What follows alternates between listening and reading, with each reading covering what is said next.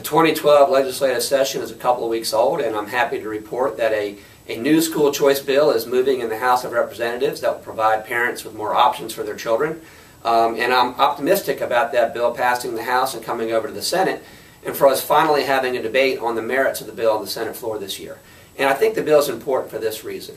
In every aspect of American life, we've seen what competition does to the quality of a product and its cost. The more competition there is, the more choices a consumer has, the better the product becomes and the lower the cost.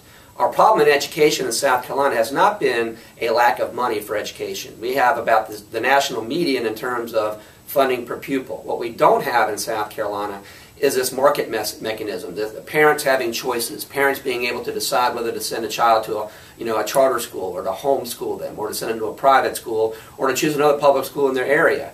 We have too long been governed by zip code, where a parent can only go where the school bureaucracy says they ought to go. And when you don't have that competitive element, when you don't have schools having to deliver excellence in order to have their customers come to their school, you don't have them be innovative. You don't have them, adopting cost-cutting devices. You don't really have them focus on performance.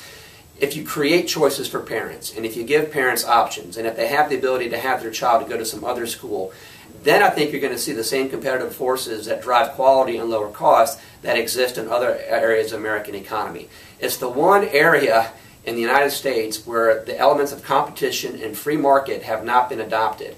And that's the frustrating thing. We continue to throw more and more dollars into our education system, and our results keep going further and further down. We're not addressing the core of the problem. The core of the problem is bringing into play parent choices, options, and having schools and administrations have to compete for that product. And they compete for that product by providing better education, more quality services. I think that's very important. And what this bill, moving through the House right now and coming over to the Senate, does is puts power back in the hands of parents. It puts them in control of how their children are educated. And once you empower consumers, as in all aspects of American life, the product gets better. And I hope we finally get to have that debate on the floor of the Senate this year.